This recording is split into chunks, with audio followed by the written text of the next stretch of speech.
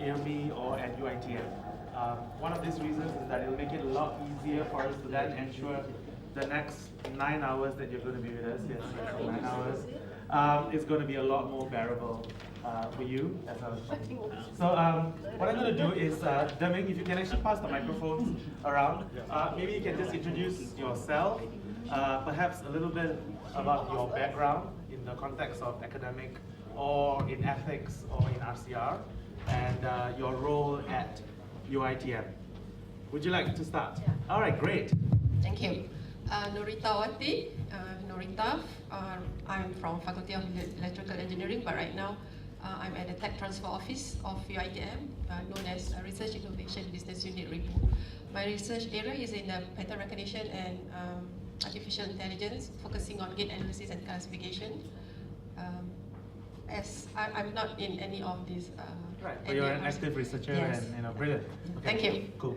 We might not need as much, really interesting to know it, but we might not need to know that much now. You'll definitely have that opportunity for the next, over the next 9 hours.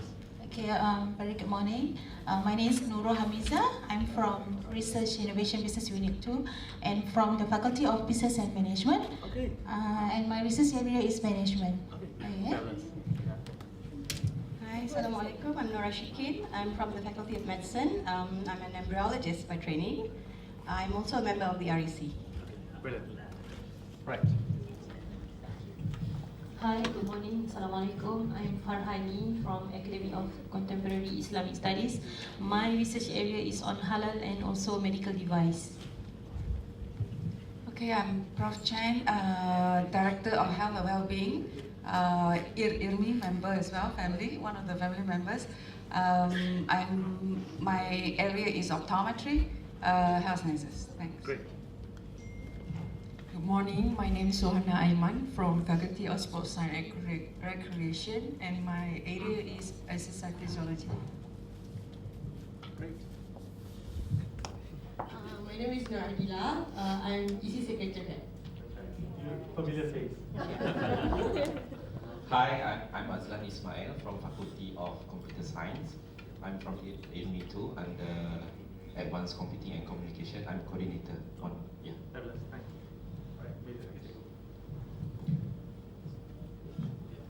Hello, good morning. My name is Yogi Swaran. I'm from the Faculty of Pharmacy. I'm also a member of RC of UITN. My research area is in the clinical pharmacy and pharmaceuticals. Okay, good morning. My name is Muhammad Adi bin Ibrahim. I'm assistant registrar at IRMI. My background actually more on administration, and I'm secretary to be in the REC. Great. Hi, good morning. I'm Rafia from RN Design, and currently I'm a coordinator humanities design activity at IRMI office. And you're the most punctual. You're the first one here today. So let's give her a round of applause. All right. Assalamualaikum and very good morning. My name is Aida Jumahan. I'm one of the director at the Committee of Research, core office. I'm from the Faculty of Mechanical Engineering as well. My research background is on the polymer composites. Great. Hello, my name is Nur Hazna. I'm from Research Innovation Business Unit. So I'm the head of consultancy there, and my background is accounting. Research area is business, accounting education. All right, great. Okay, good morning. Assalamualaikum. My name is Tengku Fairuz. I'm from Faculty of Accountancy. Currently, I'm attached with the RIPU IRMI. All right. Coordinator there. Great. Thank you. Hi, good morning. My name is Skanda Hamza. I'm from the Faculty of Business and Management. Currently in IRMI, I'm the coordinator for Management Sciences and Cognitive Research. My research area is marketing and entrepreneurship. Thanks. Great, thanks. Okay, Assalamualaikum and very good morning. I'm Rohana Hassan and I'm from Faculty of Civil Engineering, basically in Structural and Material Studies. And I'm currently the head of research operation at the Research Management Center under IRMI. Okay. Bismillahirrahmanirrahim. Assalamualaikum and very good morning. My name is Sardis. I'm from Faculty Applied Sciences, Environmental Technology, and currently attached with Committee of Research and Degree Technology and Sustainable Development. Hi, good morning. My name is Nuri Izzah, and I REC second year. Great. Hi, Assalamualaikum warahmatullahi wabarakatuh. My name is Rosita Jarani. I'm from Electrical Engineering with a research innovation as well. My research area is more on rehab robotics. Hi, good morning. I'm Siti Nurhaja Matlate from Faculty of Plantation and Agrotechnology. Currently in office core as a coordinator Green Technology and Sustainable Development, and my research area are agriculture and entomology. Salam sejahtera, good morning everyone. I'm David from Faculty of Mechanical Engineering. I actually work on a host of things.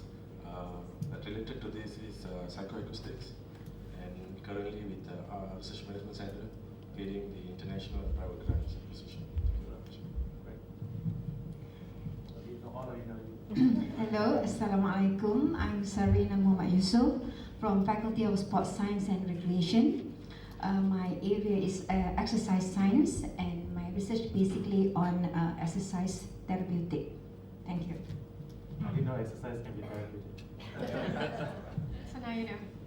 Assalamualaikum, good morning. I'm Dr. Rohana Abdegani from Faculty of Medicine. I am a member of the Research Ethics Committee. I'm a consultant endocrinologist. Thus, my area of interest is diabetes and endocrine-related disorders. Right, great. Assalamualaikum warahmatullahi wabarakatuh and good morning. I'm Johar Ibrahim. I'm from Faculty of Medicine, Department of Biochemistry and Molecular Medicine.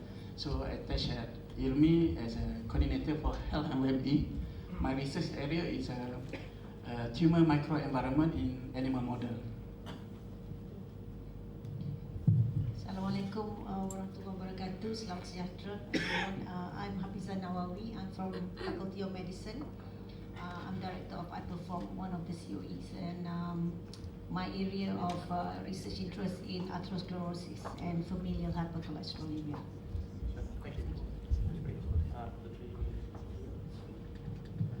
Hi, good morning. My name is Maria Justin. I'm from the Faculty of Health Sciences, from the Physiotherapy Department. My research area is in geriatric rehabilitation, so I actually deal mostly with older persons, which I guess they are vulnerable subjects.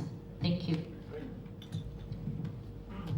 Assalamualaikum and good morning. My name is Yusmi Aidil and I'm from Faculty of Dentistry, and I'm a fellow at iPerform as well, and I'm a RDC member too. I am a forensic pathologist, and my area of expertise is dental and skeletal age assessment. Thank you. Hi, good morning and Assalamualaikum. I'm Zulkifli Abdul Latif from Faculty of Architecture, Planning and Surveying. Currently head of research monitoring at RMC, and my focus area of research is forestry mosaic. Great, thanks. All right, and then the last group. Okay. Bismillahirrahmanirrahim. My name is Nur Zaidi from Community of Research, Management Science from Business School. Thank you. Good morning. I'm Ahmad Farid from Faculty of Electrical Engineering. Basically, my research area is power quality and fault finding analysis in electrical system. Currently, I am attached at IRMI as one of the director under Community of Research. Okay, thank you. Great. Assalamualaikum and very good morning. My name is Saiful Izwan from Faculty of Electrical Engineering. Currently, I am the head of ICT unit at IRMI, and my research area is in artificial intelligence. Assalamualaikum and good morning. I'm Hasfira. I'm an REC member as well as from the Legal Advisor Office, and my area of interest in IP and innovation, focusing on open data initiative. Great. So you're a lawyer by training? Yeah, obviously. Okay. Okay. Well, I'm the last person here. So bad news to you guys. I'm married. I'm Hafiz, by the way. I'm from the Faculty of Hotel and Tourism Management. My research area is in tourism economics.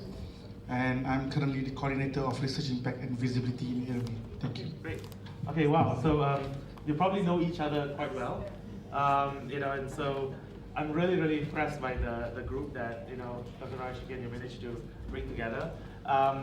Because one of the things that we want to try and do today is obviously to get you to pass the exam.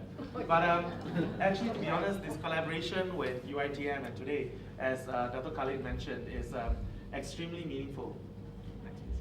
So I just thought that before we start on and actually shift gears to the various topics within the MCRCR, I just want to reiterate what we're trying to do here.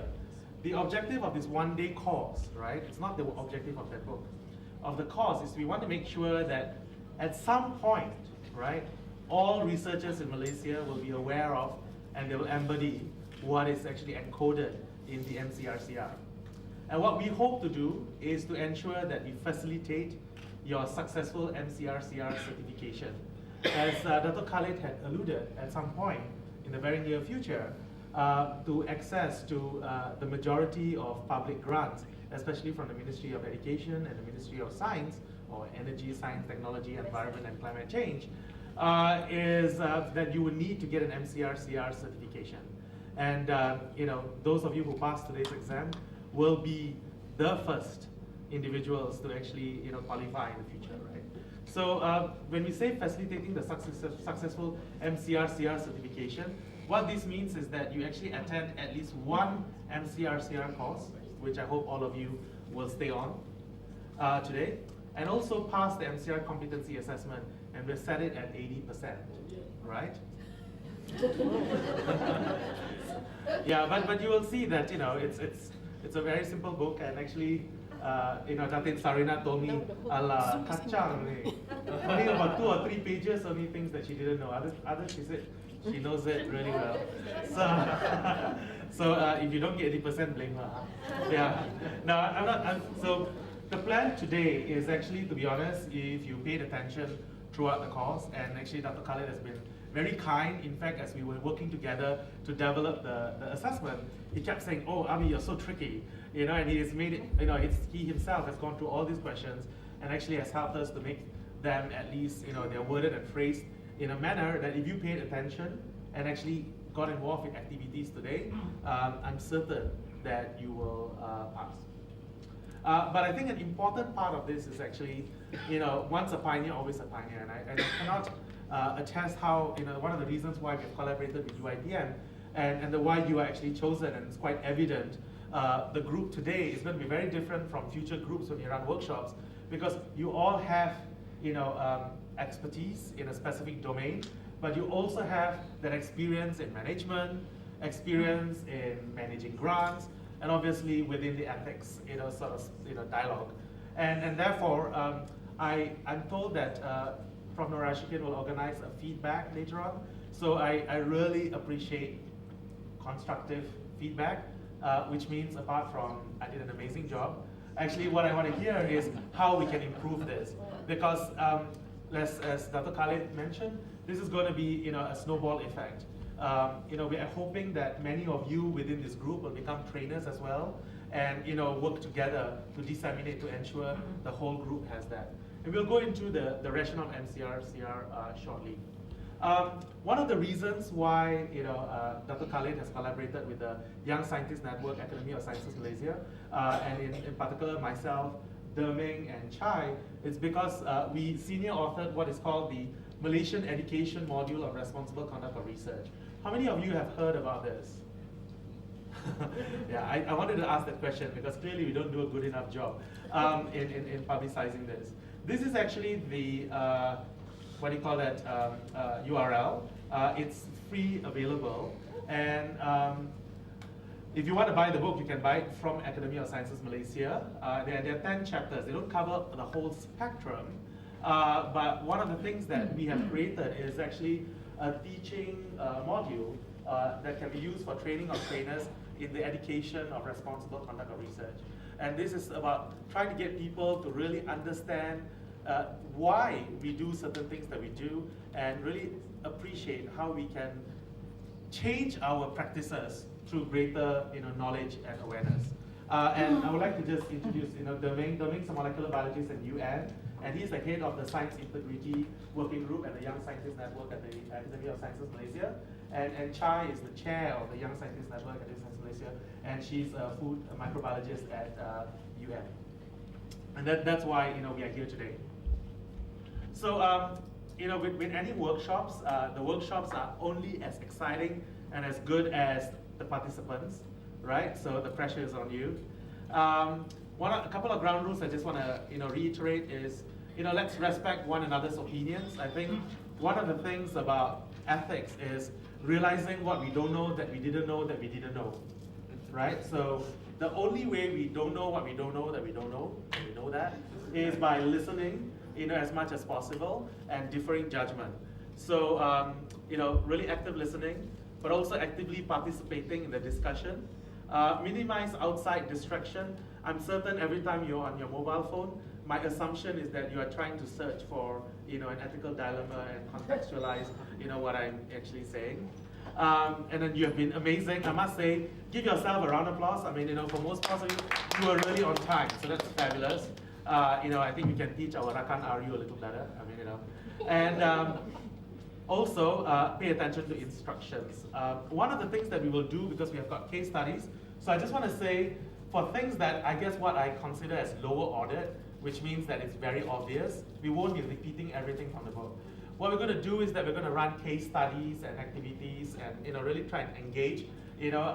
So what's going to happen is that you will be talking a lot. And one way, instead of me shouting, listen, listen, listen, or shout profanities, one of the ways that we were taught in the US is basically, if you see anybody raise their hands, what you do automatically is also raise your hands and close your mouth, right? So this will actually naturally allow everyone to then just get silent without abruptly stopping. And we will practice that at some point. Now you're too quiet to do that experiment. All right, so with that, let's start today's workshop, and we have the fabulous Dr. Chan. Okay, thank you, Abi. So he has done a very thorough introduction and overview, and so Dato Khalid has already given you a very good overview of why Arbitration Day and then what's MCRCR about and things like that. So let's get into the content of it. So today we actually split the whole thing into 3 sections. So we will do this course until 4:30.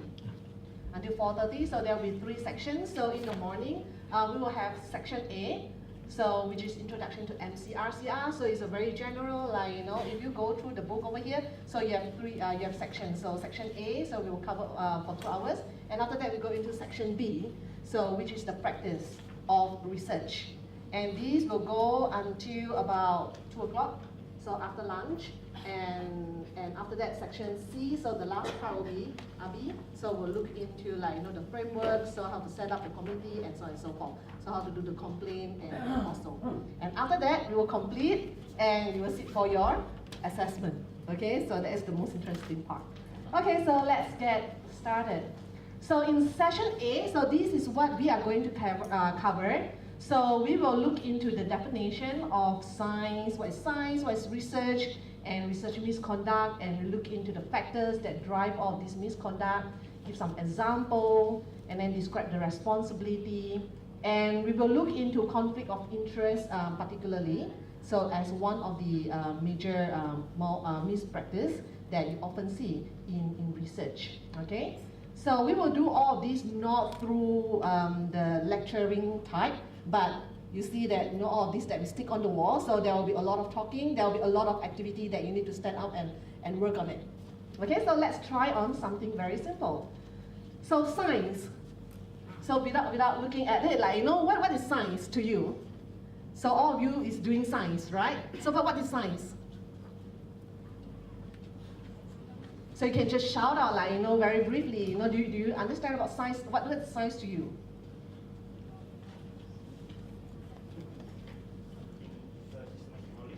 Systematic knowledge. Yeah, systematic knowledge. And why do you do science? You want to know the truth. So what's happening and things like that. So the science actually refer to a very systematized knowledge, a systematic way that we actually learn about something, to know about the knowledge. And through observation, experiment, study, and one major thing of it is thinking. So there'll be a lot of reflection, there'll be a lot of idea thinking process that we need to do. Okay? So that is basically science that we are doing. So but what is research then? You call yourself a scientist, you call yourself a researcher. So what is research? What does researcher do? So what do you do every day? I want you to talk to the people who sit next to you. So this is the first activity that we call active learning. So I want you to get active. So you can stand up, you can shout to the people next to you and talk about it. What do you do every day as a researcher? What is research?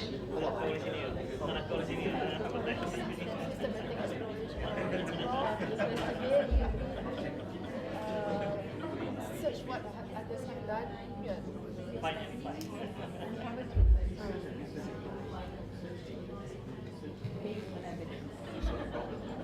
Based on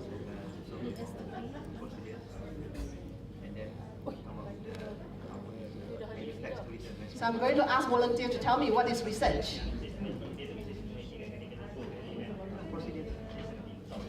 That's why I said procedure. But it's also no problem.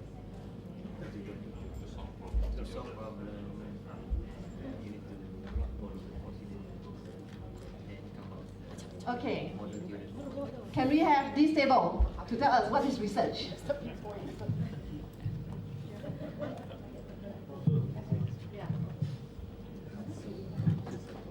Well, from what we gather in our table, actually, research is when you want to seek knowledge, and you want to enhance the knowledge, and you want to disseminate the knowledge to make to improve our quality of life, to improve things that we look at, things that we do, things that we perform each day. Okay, so anyone want to add on? This table? Yeah.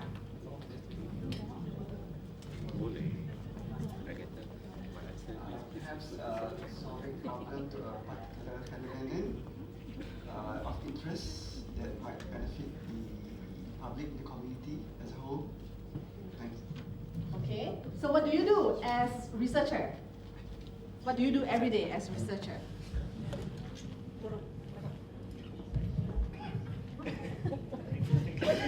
So we need to explore, we need to read, and try to find new things, new knowledge, and new innovations. Okay, so we have constantly, like, you know, here you mentioned like new knowledge, we learn new thing every day, we want to improve life. So this is the definition of research. So work of direct relevance to the need of commerce, industry, public, and the voluntary sector. So you say that you actually work towards something for the public to enhance and benefit life. So invention and generation of idea, images, performances, artifacts, including design also, okay? So the use of existing knowledge to produce new or substantially improved materials, devices, products, and processes. So all this is, it covers what you actually mentioned, new idea, new thing. So that's what you do as a researcher every day, okay? So but what exclude over here is that the routine testing, routine analysis of material, component, and processes, such as maintenance of national standard, exclude the development of teaching material that do not embody any original research work. So the whole main thing over here is about produce new, improved material to improve life so that it can benefit the society. So that is the research that we talk about, okay, and we do every day. So in a more concise way to say, so research is actually original investigation. So original is very important over here, that we undertake to gain knowledge, understanding, and insight. Okay, so that's all about research and science that we do. Okay? So now we come to our second activity, which is more important, okay, and more fun. So I want all of you to shout and to talk and to stand up and walk around, okay? So you'll be given a mahjong paper, So, and also sticky notes. Okay, so I want you to do a group discussion within your group. So make a list of all the stakeholders involved in research. Okay, ecosystem. Write each stakeholder on an individual sticky note. Okay, so you see like sticky notes on your table. So I want you to first discuss within your group who are the stakeholders involved in your research ecosystem. Okay, so I believe that this is something very easy for you. So there are quite a lot of them. So write each of them on the sticky note. And after that, use this sticky note to build a concept map to show the interlinked relationship between each of them. How do you work together? What is the relationship? Okay, so you have a mahjong paper, so you should stick on the mahjong paper and produce something look like this. Okay, write the relationship.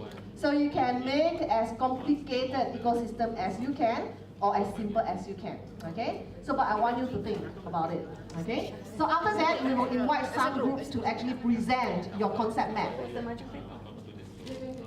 Yeah, okay. So you have about 5 minutes to work on it, and after that we will.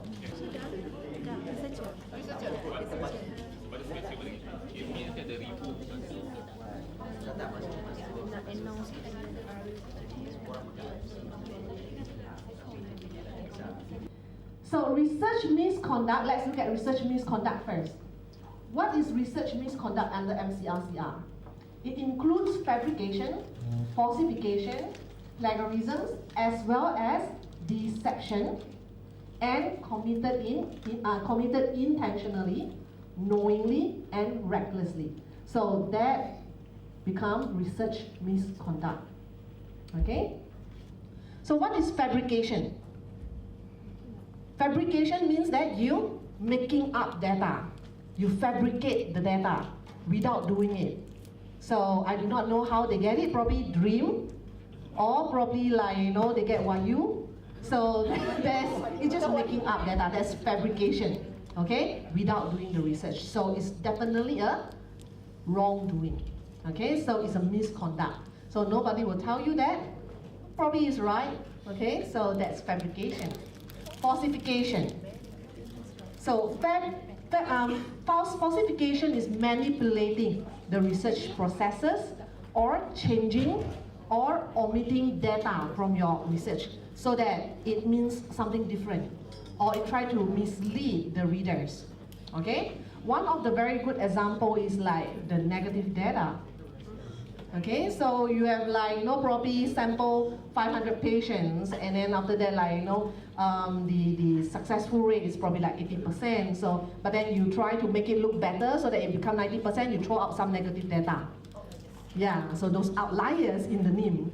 So those are actually falsification. So you try to manipulate, massage the data in such a way that it fits the hypothesis that you want. Okay, so that's falsification. And plagiarism, copying and pasting another person's idea. So not just paragraph or words in writing, but also this include also ideas. Okay, so include research results, include words. Okay, so without giving appropriate credit, so that it looks so as that this work is done by you, it's from you, it's your original work. That's plagiarism. Okay, stealing other people's idea and work, okay, and become your own. So what is deception? Deception is when there is an intention to lead others to a false conclusion. That's deception. So this include like, part of this like plagiarism or some of the work that you do, actually you are trying to misleading or leading other people to the conclusion that this is the result or this is the output. But in the fact that probably is not. Like probably can be through like presentation, your report writing, social media, so those deception with intention. So that is a misconduct. Okay, so you obviously know it and you purposely do it so that it achieves whatever you want. Okay, so that's cheating. So misconduct include, these are some of the examples. Misrepresentation of interest is a deception. Okay, so breach of confidentiality. So you know that you have signed MOA, so you know that you have signed NDA, non-disclosure agreement, but You just go out and tell, oh, this is the research output without asking permission from all the other. So it's a breach of confidentiality. So you know that you're not supposed to leak your human participants' information and you leak. Breach of confidentiality is research misconduct. Okay? Lack of informed consent. Abuse of research subject or material. Covering up misconduct. So you have done misconduct, so you try to cover up. So that act itself, so it's a misconduct. So reprisal, again, whistleblower. So you know someone has whistleblower and I purposely do something like to suppress, like, you know, to sideline. So those are misconduct because you do with intention.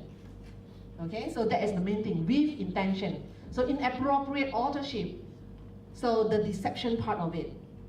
So it will go probably like, you know, case by case, but with the content, with the intention, so it will become a misconduct. So I purposely, like, you know, leave it out, so I know that it's wrong. Okay, and when it's repeated. So I want you to, so these are all the examples, yes. Misrepresentation of interest. For example, this like conflict of interest.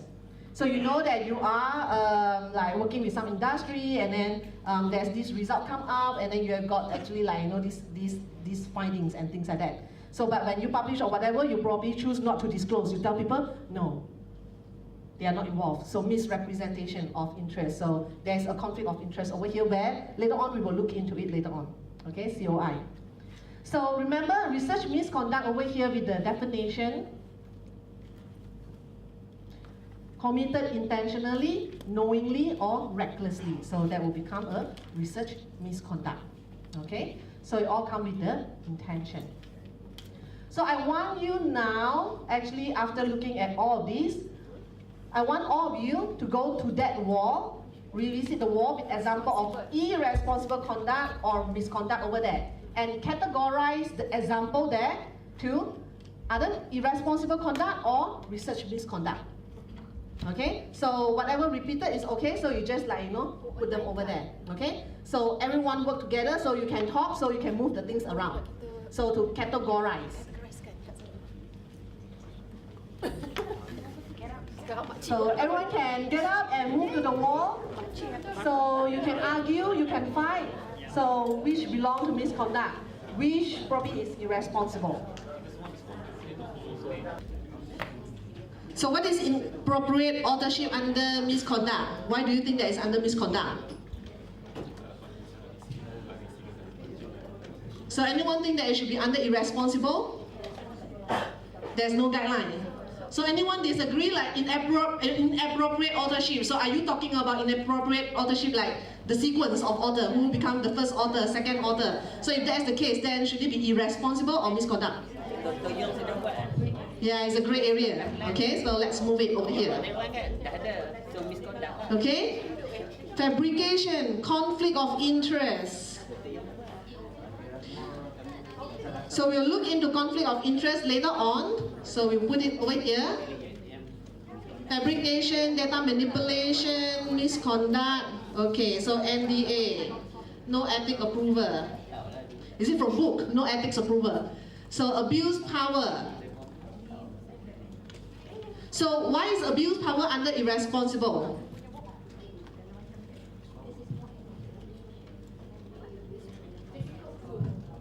So why do you think, like, you know, conflict or what is it, abuse of power is under irresponsible?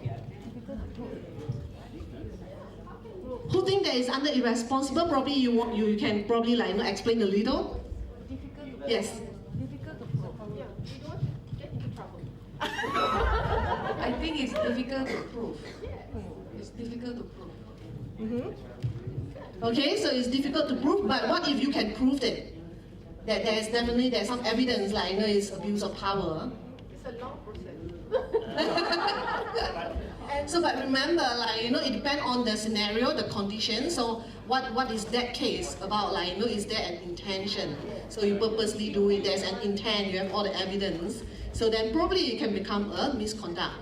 Okay. So remember, so irresponsible conduct over here, there is, like, you know, yeah, the intent is very important that you want to look at. But those definitely under fabrication, falsification, definitely there's like, it's a misconduct straight away. Okay? Okay, so now that you have, it's loading.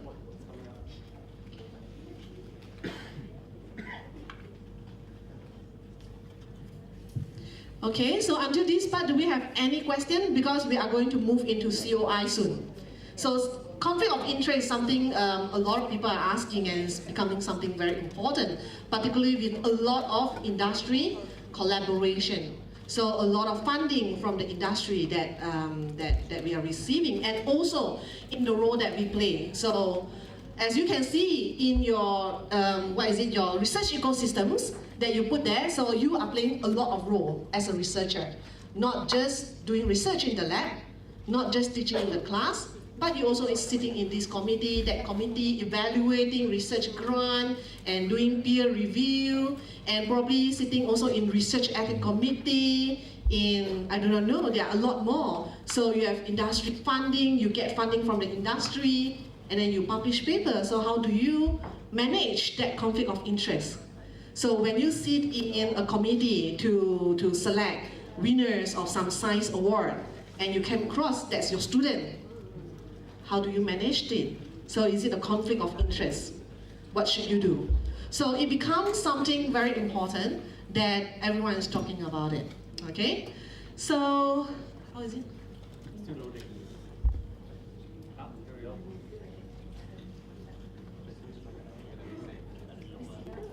So conflict of interest is one of the misconduct or one of the irresponsible conduct we can always see. So it depends on the scenario, as I always say, the intention. So the deception part. So how is it happening? So it can become a misconduct if there is a strong intention that you are trying to hide the information or the truth that, oh yeah, this project is actually working with this one, but I choose to hide it, not to declare. So in your paper, is there any conflict of interest? No conflict of interest at all. So I'm not involving with this industry or whatsoever. So you're not declaring there's a deception, okay? So then it can become a misconduct. Or else, like for example, what should I do? So there's this conflict of interest and things like that. So it can become an irresponsible because there's lack of regulation, and it depends on the scenario, okay? Okay, so therefore COI came in over here and become a big topic, and also in your MCRCR. So what is COI? Conflict of interest. Conflict of interest actually influences our professional judgment or action, such that a primary interest may be unduly influenced by a secondary interest. So there will be two parties involved over here with their own interests, and these interests are conflicting with each other. Okay, so that will become a conflict of interest. So these conflict of interest need to be identified and disclosed and appropriately managed, preferably as soon as possible, in the early stage of everything. Okay, for example, you know that you are sitting in a committee, and the soonest that you came across, like, oh, this is my student, so then you need to immediately declare, this is my student, I might have conflict, I have a conflict of interest over here because he or she is my student. So even if you can, like, manage it properly, but probably the perception from others might not be. So the conflict of interest is there, exists. It depends on how you manage it. Okay, so that's what we want to talk about it. So you can refer to various law of Malaysia, in particular Malaysian Anti-Corruption Commission. So it becomes something very big if it involves money, so the corruption. So that's one of the major part of conflict of interest over here that involve money. So generally there are 4 forms of conflict of interest over here. When we talk about conflict of interest, a lot of people thinking about money, financial, okay? But financial only constitute one of the conflict of interest. So due to tangible or non-tangible monetary reward, okay? So the second one, which is a lot of time we talk about, is scientific conflict of interest. So it's competing or bias in scientific interest over here. So for example, you're peer reviewing a paper. So scientific stand, so I came across like a professor, my own experience. Like he doesn't believe, he's very, very senior and very old professor, he doesn't believe in molecular. Doesn't believe in application of molecular techniques in microbiology. You still believe in culturing, we need to do culturing. PCR, you should not do, it's wrong. So every time when he came across like this type of grant at the faculty level, he will reject it. Because he don't believe it, he said that it's not working. Even though you give a lot of evidence, there's so many people publishing, so that is a conflict of interest because it's conflicting with his own principles or belief in the research that he conducted, so that's scientific. Personal relationship. You're reviewing your daughter's, your son's proposal paper for an award or for scholarship or whatever. Okay, so personal relationship. Personal belief or ideology due to competing interests with personal ideology over here. Okay, probably not so related with the research or the scientific part, but personal belief ideology, particularly probably related to research, related to probably religion, and so on and so forth. Okay, so when all of these, so they can form conflict of interest. You reject or there's a secondary interest over here that actually influence your professional judgment. Okay, so that will become the conflict of interest. So you have got your case study. I want you to do the discussion within your group. Read the case study. So there are questions inside the case study over there. Read the case study is an example of conflict of interest and answer the questions. So you have like probably about 5 minutes to do so, and after that we will discuss it together.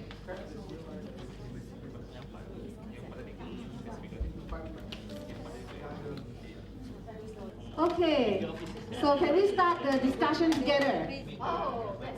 Okay, so you have read this case, so anyone want to tell me that it probably sounds familiar? Or have some experience? No, Not yet. So it's good. Okay, so can you describe what are the COI exist in this case? I believe that probably, quite a lot, right? So who want to volunteer? Okay, volunteer. Personal relationship between Prof. Chew and the son-in-law, abuse of power. I just give two. Give chance to the rest. So they identify one. Yeah. Is there one more, maybe, this group? Yeah, I came to you again. This group haven't gone yet. Identify one more. We should have the next time. There are several COIs, I think, in this case, a very illustrative case. Number one is that the fact that Professor Chew has a patent and he's licensing to a private company which belongs to his son-in-law. So there's a personal involvement there, a relationship, that's number one. Number two, Professor Chew is also the chair of the National Pesticide Committee, therefore he can influence the committee to agree for the approval of the use of his pesticide nationwide. So I think there's also monetary implication there. So there's a monetary implication, okay, definitely. So what do you think, is there any negative, what do you think about negative consequences? So does it like impact the society or the research, or you probably just the department, the university negatively or probably positively, I do not know.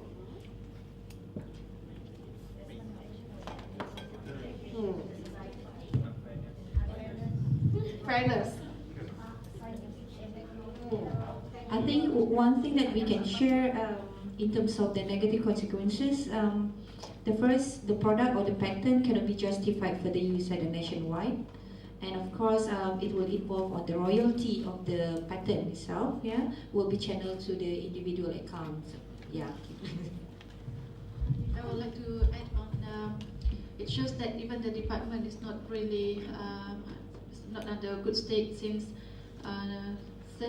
it never bring to any meetings. Somebody should be responsible to see that huge misconduct. planned to say anything, but now I wanted to say. Of course, I think the university's reputation and its lab's reputation, its own image will be affected. It's intangible. And then the opportunity for other business concerns dealing in pesticides are also limited. The competitiveness is affected due to this COI. So anyone want to add, slightly more the consequences? Yeah. So Prof. Chiu seems to be quite senior, right? Yeah. So what will happen to the other colleagues who are more junior and things like that? The decision will be biased. The decision will be biased. Yeah. You have something to add? Is we bridge the trust and give back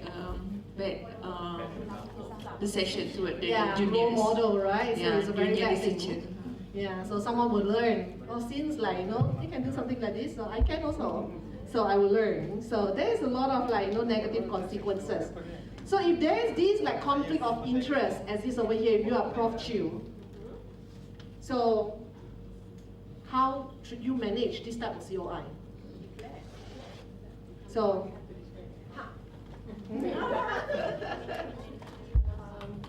I will declare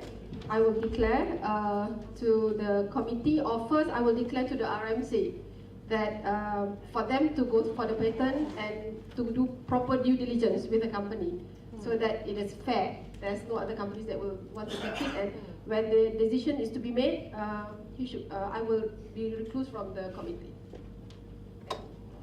okay, thank you. Anyone want to add on this if you are actually Prof. Chiu? Well, I think it should be worked both ways. It's not just from Prof. Chiu. It must be from RMC as well. RMC must have a good SOP saying that, so when you are applying for licensing or whatever, then you have to fill up this form saying that there's no COI or something. So as all of you, I believe that you are from, you are from top management, of UITM. No. So what is your responsibility, probably from your perspective, from your department, from the position that you are holding? So what type of responsibility do you have, to promote, a good practice in COI? Guidelines. Yes, policy and guidelines. Policy and guidelines. So make it known to the awareness, education. So there need to be a guideline. So perhaps a lot of junior people, how do I do this? I don't even know. So that I need to be informed, I need to do this. So the awareness is not there, so channel is not there, so guideline is not there, so probably it will be very difficult to do, and then particularly with very bad role model. So if I may, I like your idea, it has to go both ways. So you mentioned it's the researcher's responsibility, as well as RMCO's responsibility. But also in this case, there's also the National Committee's responsibility also. I think as what Chai said, we all sit in various committees, we all sit in various meetings, we have various decisions to make. I think it's very important for us to constantly have that kind of reflection. Always ask ourselves, try to raise that question as often as possible. Okay, let's take a step back. Is there any COI here? Do you have any potential COI in this situation? I think it's a good practice for us to yeah, that's why you are here. It's a good thinking habit, it's a good mindset to be in as we are all in decision-making position. First line, COI. So look at your research ecosystem over here is very complex and complicated. So there'll be a lot of COI. One thing to always remember is that looking at the definition of COI, if you really examine all the cases, you will find COI in everything, almost like everything. But it's how significant are those COI? And the next thing is how to manage, how to address the COI that is there. So a COI can exist, but you need to manage. How do you manage? Okay? So that is the main thing that we want to talk about COI. We have got a lot of questions when we conduct COI. Should we stop all the research that has COI? Right? So we can't. So the next thing is if we can't, how should we manage? Okay? So how should we manage COI, and also how should we manage the perception of everyone against towards COI? So that is the main thing that you need to do. So COI exists in many case over here, particularly when you become a leader, when you become like a director or someone. So you will find that there are way more COI you need to deal with, okay?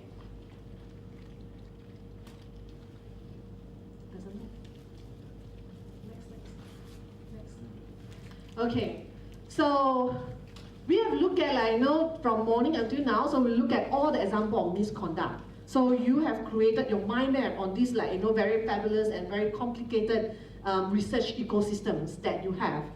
So you learn what is misconduct. So especially with all the examples, and also you talk about COI as one of the specific example of irresponsible conduct, or that can lead to more research misconduct over here because of the COI exists, okay? So there are a lot of negative consequences. Imagine, like, someone over here, like, do a misconduct. Like, particularly if, like, say, the TNC abuse the power. So then start to say, like, no, for this authorship, you need to put my name in every paper that this faculty member produce. My name need to be in. So it's going to affect the whole thing. So what is the negative consequences? The direct negative consequences that you can see, as you yourself, I believe that probably some of you have some story to share, so but we do not have enough time to go through all of it. So the whole thing is like, the trust is lost. You don't trust anymore.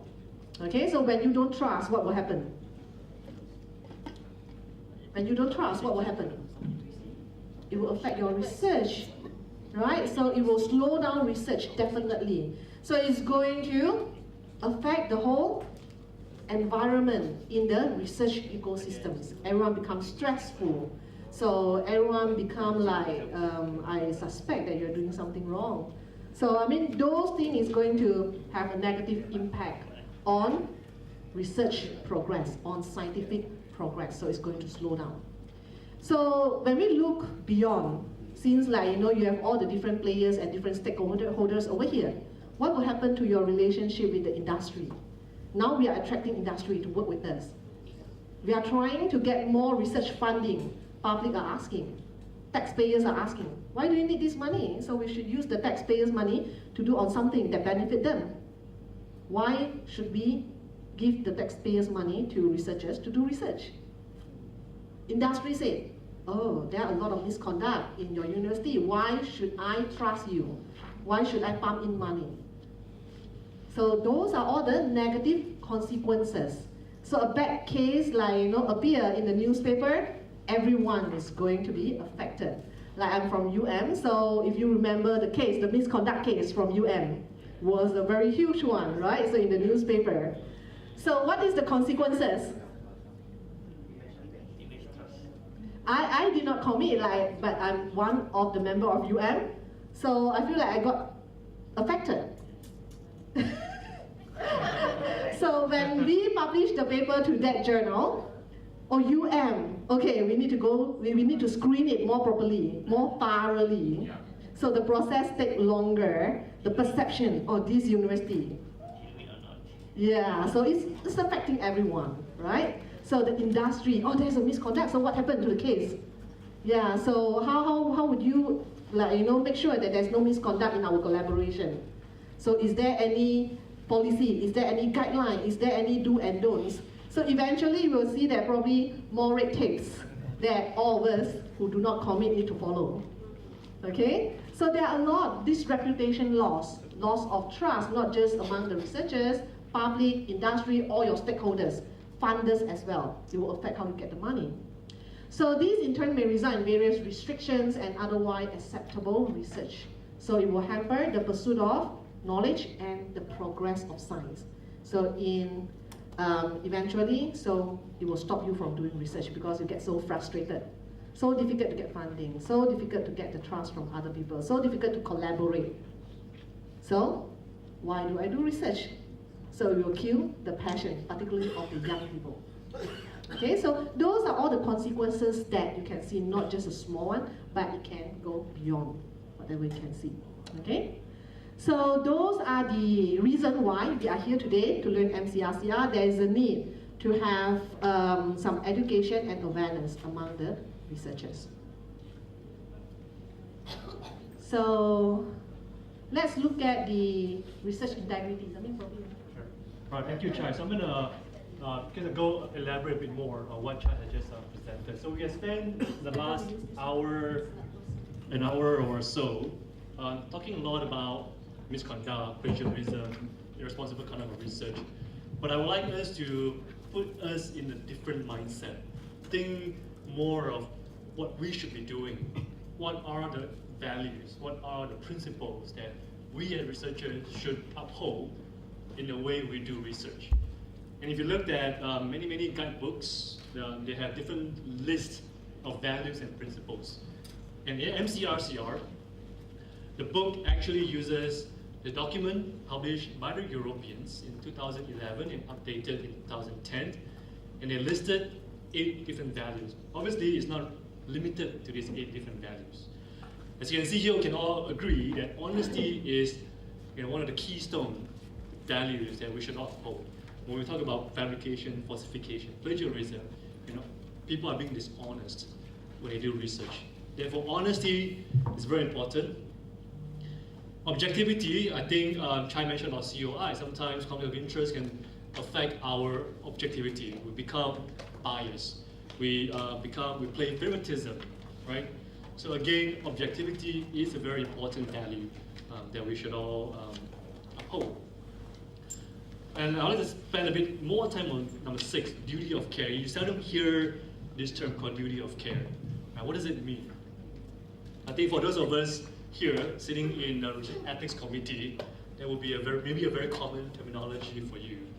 Duty of care means thinking of caring of the patients, caring of the animal that we work with, as well as the environment, as well as the general public in general, right? So as researchers, we're not only doing research, but we also have to be very mindful of whether are we caring for the subjects, caring for our students that work for us. And I also want to point out number 8, responsibility for research, scientists and researchers of the future. We're all here supervisors, we're all here mentoring junior researchers maybe. And they're always looking up to us to set a good example. They're always seeing what we are doing. And as researchers, if we do those that is on the board, they will surely either they'll find out and they will begin to talk behind our back, or worse off, they may actually learn and do it. Well, if he or she is doing it, why can't I do it?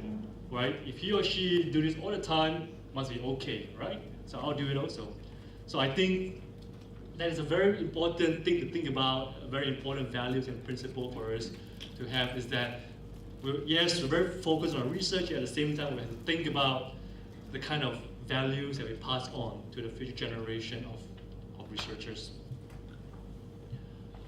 This is a very important, oh, sorry, go ahead, yes. Can I ask just how it was? Sure. Is the sequence signify something, the priority, or is just a number? This is numbering. There's no order of priority. Number 1 is more important than number 8. All of these values and principles are equally important.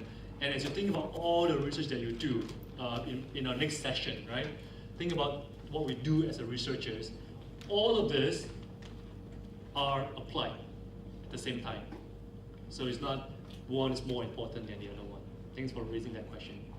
Okay. This is a very important document, the Singapore Statement on Research Integrity. Even though it says Singapore Statement, it doesn't mean it was written by Singaporeans. It was actually written during a conference organized in 2010. So every 2 years, about 200 or more researchers in integrity, in ethics, gathered in various countries every 2 years. And in 2020, they came out with a very seminal document called the Singapore Statement on Research Integrity, because the conference was held in Singapore. It's a long document, you can download it and read it. But they listed 4 key principles of research integrity.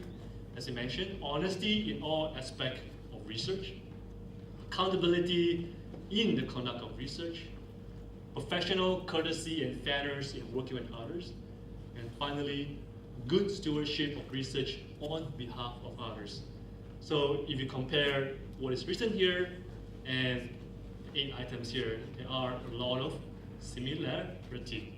So essentially this encompasses what we as researchers should be doing in dealing with all the stakeholders in research, in doing our research.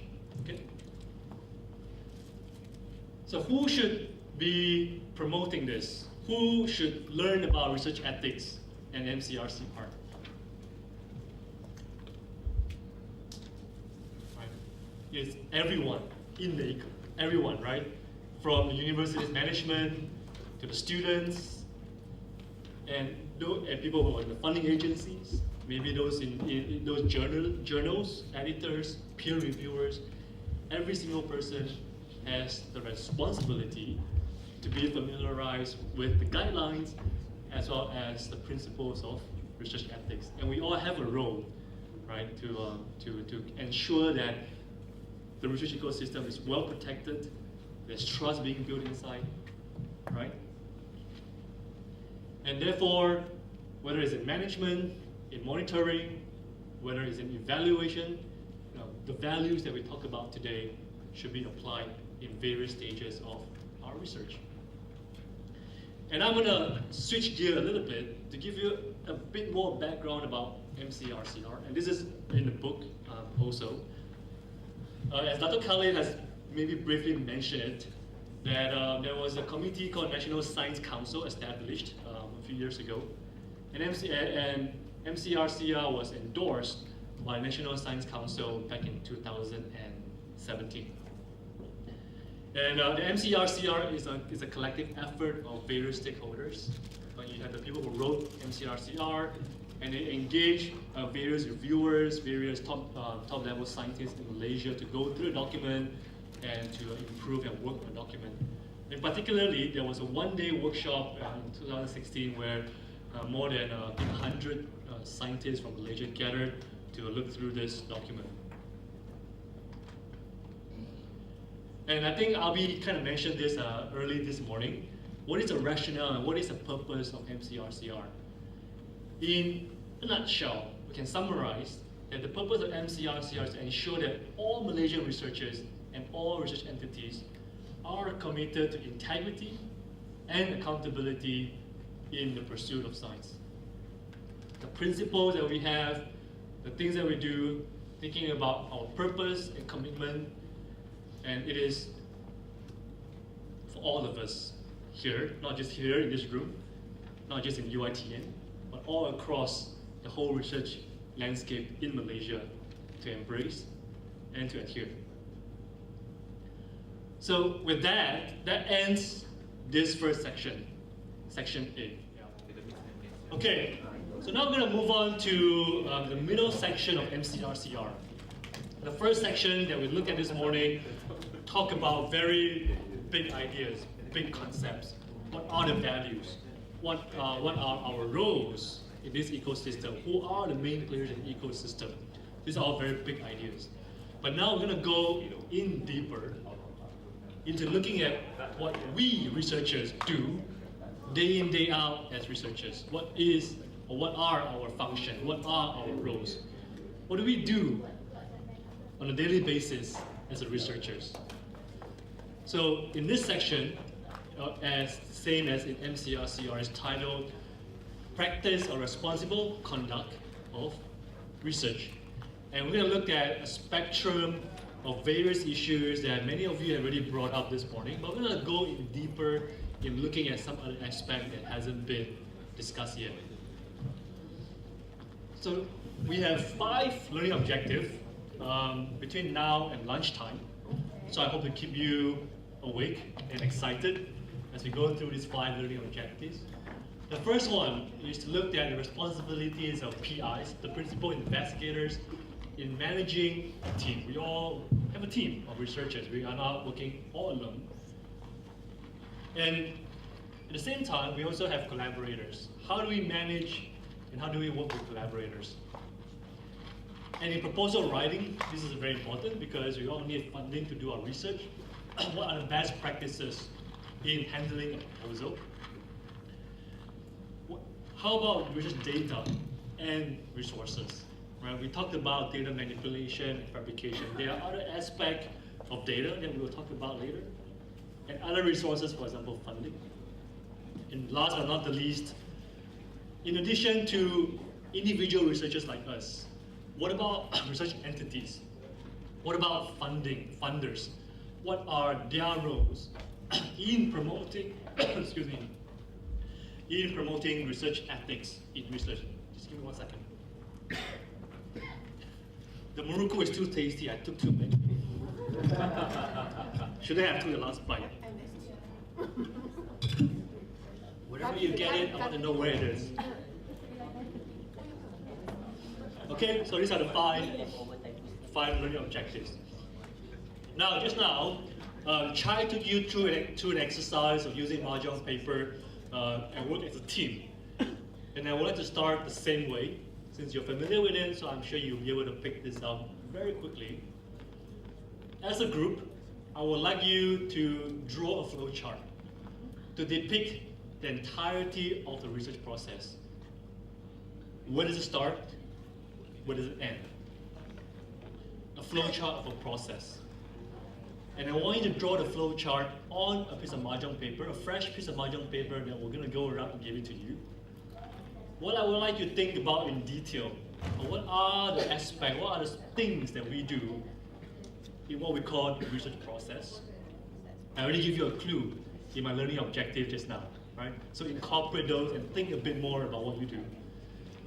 And also think into account of the various stakeholders that you have listed in your respective mahjong paper this morning. Think about who are these people, think about their roles, think about what is my role in dealing with these people. Okay? So I'm going to give you about 10 minutes, talk among your group members, and draw the flow chart and put it on a piece of mahjong paper. Okay? So go ahead and have a discussion.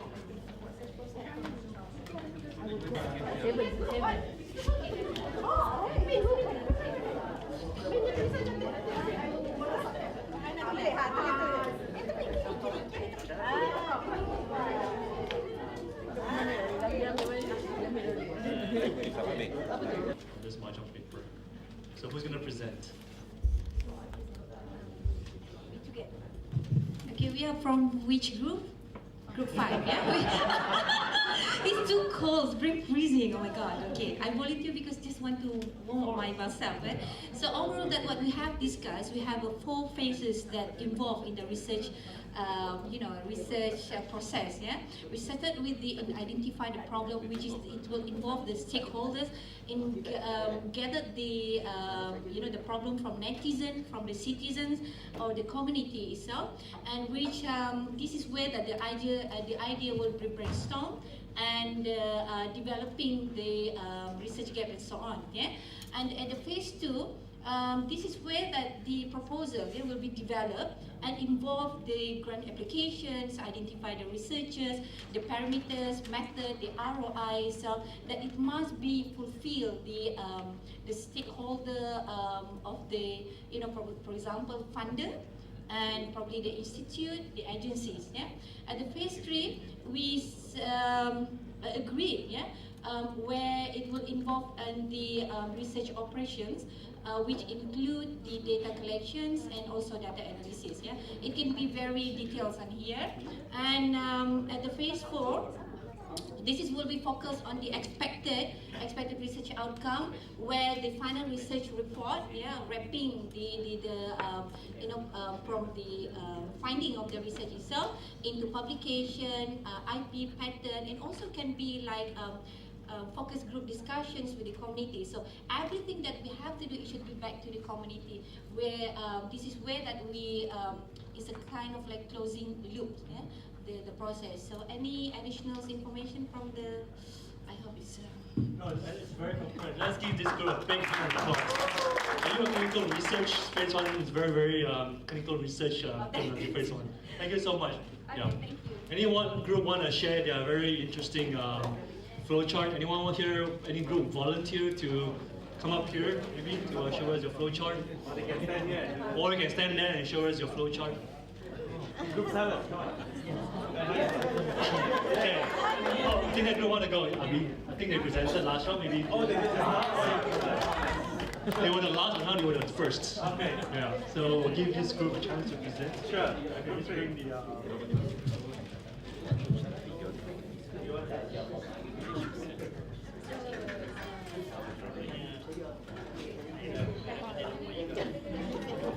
Okay, Assalamualaikum and selamat sejahtera. I'm representing group 3. Okay, ideas from all of us. So skimpy, but I think we've put as much as we can. I think in terms of activity, I think the first, the bullet points are really the subheading. Can use me. The bullet points are really the topics. Yeah. So I think firstly is to the first activity is really transforming ideas into proper proposals. Because without grants we can't move with the research. So it's brainstorming of ideas and talking about, brainstorming in terms of getting what are the ideas, what's topical, what is the gap of knowledge, identifying what is the current problems in research that needs to be researched, literature update, what is known, what is not known, what's still controversial, what needs to be sorted out, and also to identify, really to be focused, what problems are the research team intending to solve. And of course, the other issue is, key thing is really what are the novelties, and we do not want to reinvent the wheels. So second point is development of a research team. You can't work alone. So it's, expertise, collaborators, human resources who will be involved with the team, and dynamics, cohesive team, and I think chemistry is equally important to get a successful research team. The third point is really coming up for the real proposal. Other than the points mentioned, I think we need to look into activity will include budget planning, timeline, risk assessment in terms of expertise, time, budget. I think those are 3 issues, and looking at planning output and outcome that suits the grant providers, yeah, and also looking at potential external collaborators, national, international, where applicable, or even industrial. And then next is the submission, evaluation, and presentation, if necessary, if shortlisted, and then looking into ethics clearance, either human, animal, as appropriate. And finally, when it's approved, then the actual execution of the research, and that's the important role of the PI to look into duty allocation, who's doing what, when, how, and also looking at infrastructure support and milestone and Gantt chart, and monitoring and progress report, and also budget, environment, in case you have problems with the initial planning. Next, the most important thing is the output, and that includes looking at publication, and that's where authorship comes in, and agreed upon from the onset, who's involved, who's writing, what and when. And also the PGs, ROs, RAs, SOs, or even postdocs. Yeah? Next is the IPR that includes patent, copyright, licensing, etc. And I think that's important also to determine authorship and what is the contract and the terms of reference with RMC. And if there is other stakeholders who may be interested, industry, etc. Next is technical transfer, right? As well as expertise transfer, linkages, MOA, MU, etc. And the other output to be looked into is infrastructure development, like establishing Center of Excellence for Atherosclerosis, for example. That's another one. And getting national policies, and importantly, in what way this research is contributing to the society and the tax holders. And the final report, and I think at the end of the day, we answer to the taxpayers, really the community. I think the 3 main stakeholders there, the government, the industry, as well as our international national collaborators. Thank you. That is very, very comprehensive. Excellent. Yeah, thank you so much. Number 1, we have to very important for us to establish trust and respect within our research team. Right? I think as leaders, people look up to us, people trust what we do, people trust us as leaders. So it's very important as leaders of a team, we need to ensure that we establish trust and gain the respect of the team members. It is very important. And to have very clear organization structure. Sometimes people join the lab, join the team, they're not quite sure who are these people around here, what is my role, what am I supposed to be doing here. I see people coming in and out, but who are they? Not very clear. So as team leaders, as we manage a team, whether it's a big team or a small team, it is very important to establish a very clear organization structure and ensure that everyone in the team knows exactly who is who and who is doing what. And also to provide training and mentoring. Okay, I haven't had a chance to look at it, but I think some of you may have written it on this wall here. That we need to provide training and mentoring to our students, to our RAs, even to our collaborators. We mentor our collaborators very often. And the reason why we are here is to get some information and take a course on MCRCR. So therefore, then we can take the information that we have and share with our colleagues and our students and our collaborators. And very important, communication, communication, communication. A lot of times, a team work break down or fail is because of poor communication within the team. Therefore, it is very important, we as leaders of a team, and when we manage a team, it's very important for us to have an effective communication channel so that various people within the team knows who to talk to, how to talk to people in the team. And finally, frequent meetings. I think this goes without saying that frequent meetings allow us to discuss what is going on, what to improve, what needs to be addressed. In addition to a team, in the team we also have collaborators, right? Why do we need collaborators? What is the importance of having a collaborator?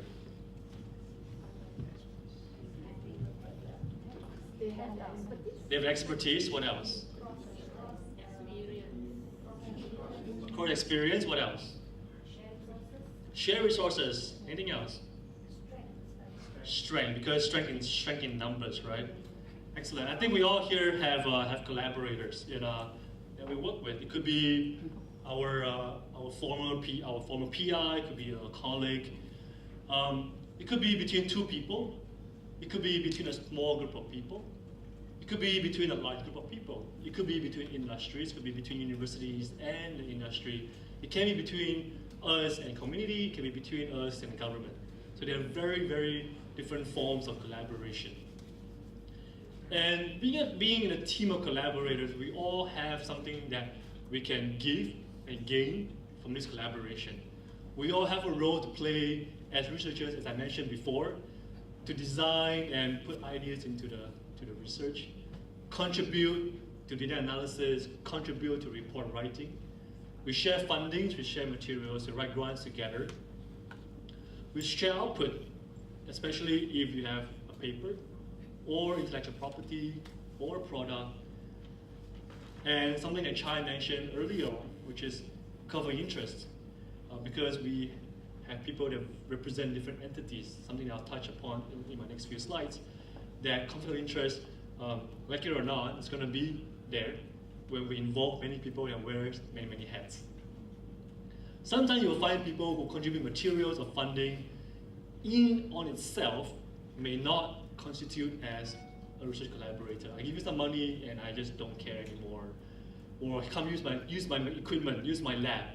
I don't really care what you do with it, right? As long as you pay me a fee to use my equipment, then does not constitute as a research collaboration.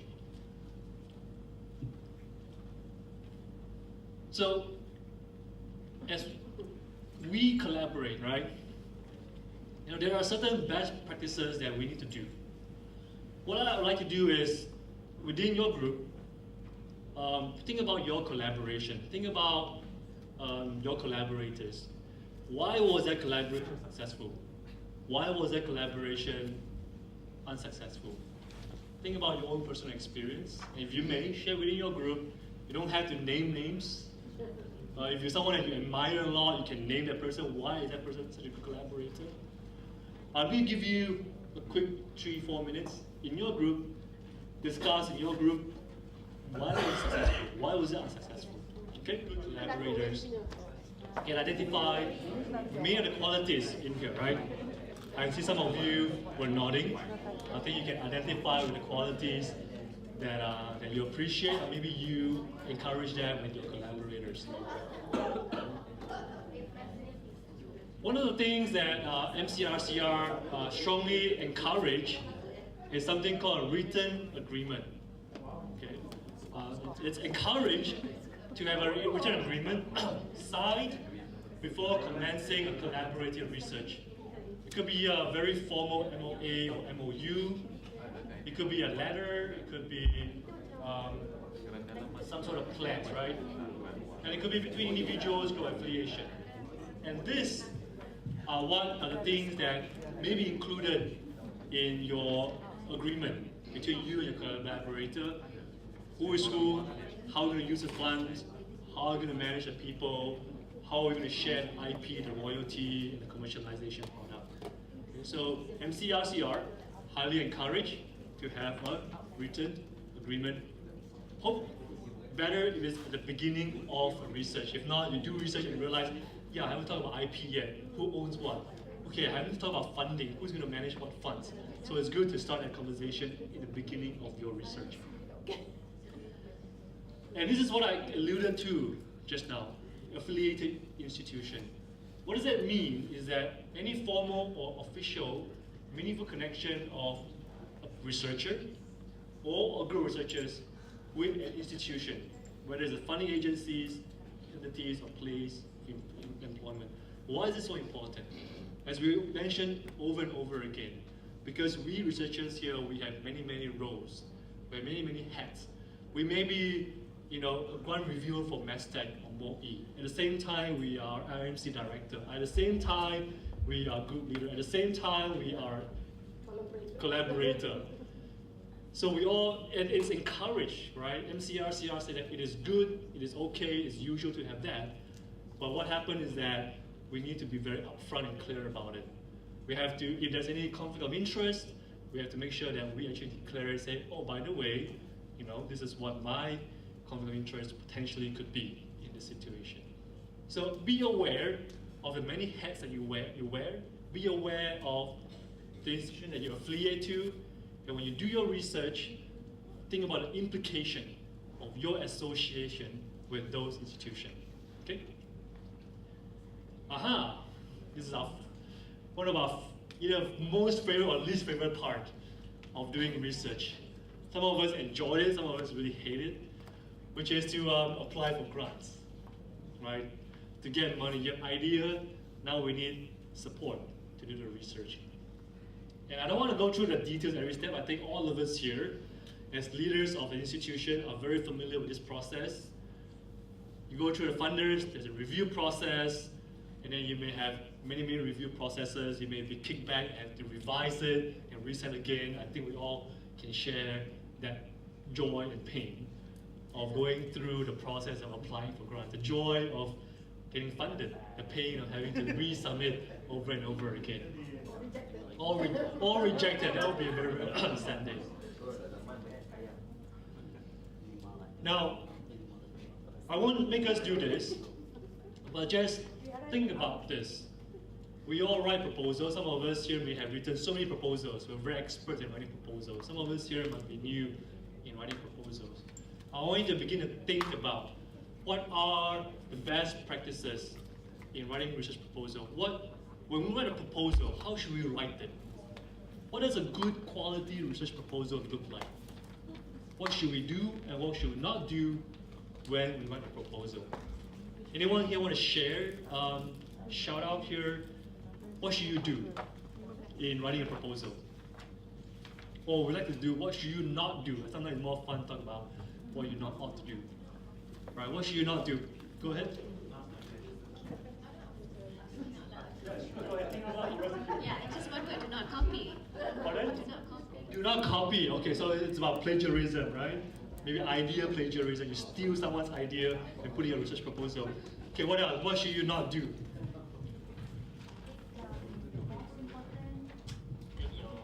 Not to be like hero or heroine to come out your own proposal. So you have to work in a team. Okay, work in a team. Okay, very good. Work in a team, and very important to ensure that your team members betul-betul have expertise lah. right? Not just put someone else there because the person is very famous and doesn't do anything after that. Okay, what else? What should you not do in writing a proposal? Take your question topic, modify.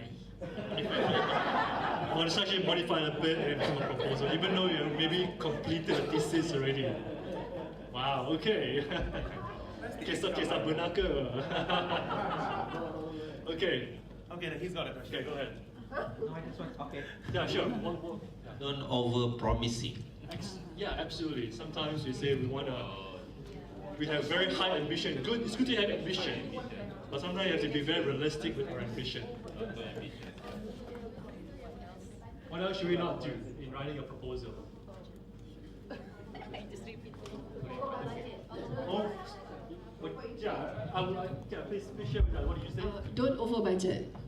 Do not over budget. So write our budget according to what exactly that we want to buy, right? Don't do under budget. Be very careful with what you do. Don't over under budget. Yeah. Yes, go ahead. Do not ask somebody else to write the proposal for you, especially the postgraduates. Okay. So if it's okay, don't outsource it to. But unless but they may be also in the research team. They may also have ideas. They're also part of the writing process. So maybe you can involve them, right? Excellent. Yeah. So anyone else? So very good. I think all of you hit the nail on the head. That we need to show that the proposal is definitely something new, not a recycling of a thesis or master's thesis, not copying from someone else's idea. It's actually a genuinely new idea. No exaggeration of impact. I like what you said. Sometimes we overpromise and under-deliver. So therefore, we have to be very realistic with the goals that we want to promise. Clear, concise, and know-how. So when we write a proposal, good practice is to demonstrate that we know what we're talking about. Don't oversell it, don't over-budget it, right? Know exactly what we do. Okay, so these are in the MCRCR, examples of good practices in MCRCR, how to write a good research proposal.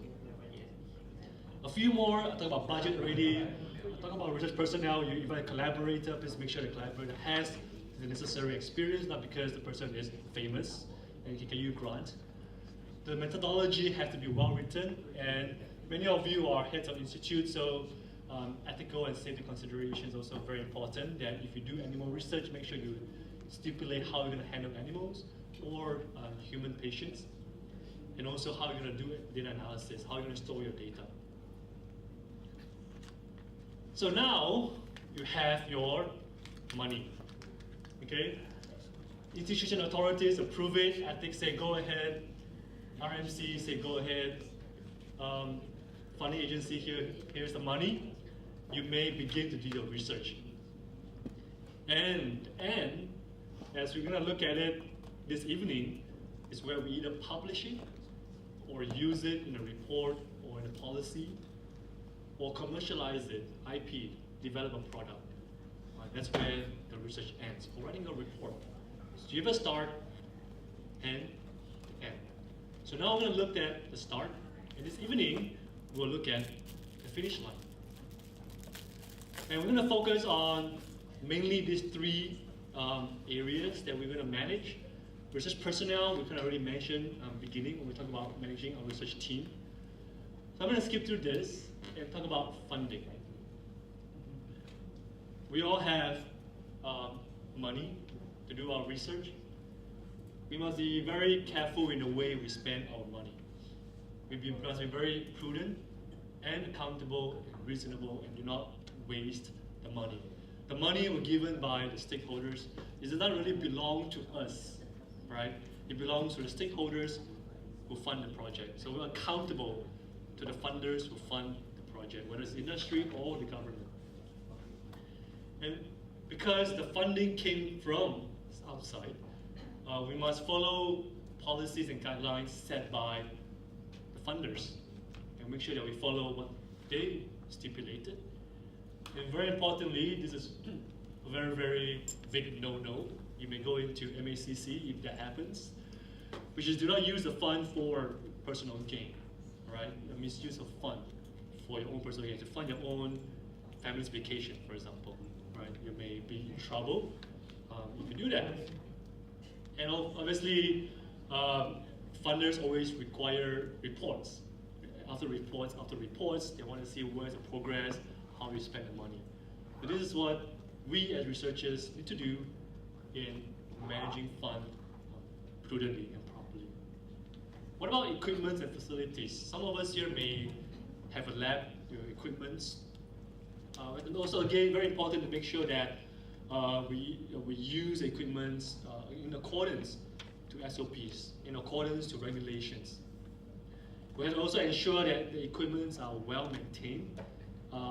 Sometimes the equipments are not properly maintained, and we use it to do experiments, and the data became untrustworthy. So therefore, we have to ensure that as researchers and team leaders, we have to make sure that we give some attention to maintaining the equipments.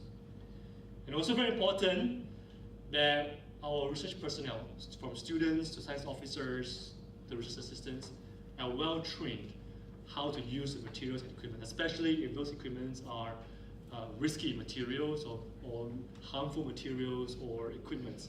So make sure that they're properly trained to do the research and use the equipments and materials. And if materials or equipment needs to be shipped, stored, or move around, make sure that we again follow SOP. So in a nutshell, I can summarize it into 2 words: follow, SOP. Well, SOP is actually 3 words. Okay. So follow SOP. And I'd like to spend a bit more time on this part, because this is what we do day in, day out, our research students do, which is to collect data. And how do we manage the data? And managing of data may fall under irresponsible misconduct if you don't manage it properly. If you fabricate it, if you falsify it, then that is misconduct. But if you don't manage properly, you don't store it properly, it may be it is under irresponsible conduct. So this is one of the great areas that Chai mentioned this morning.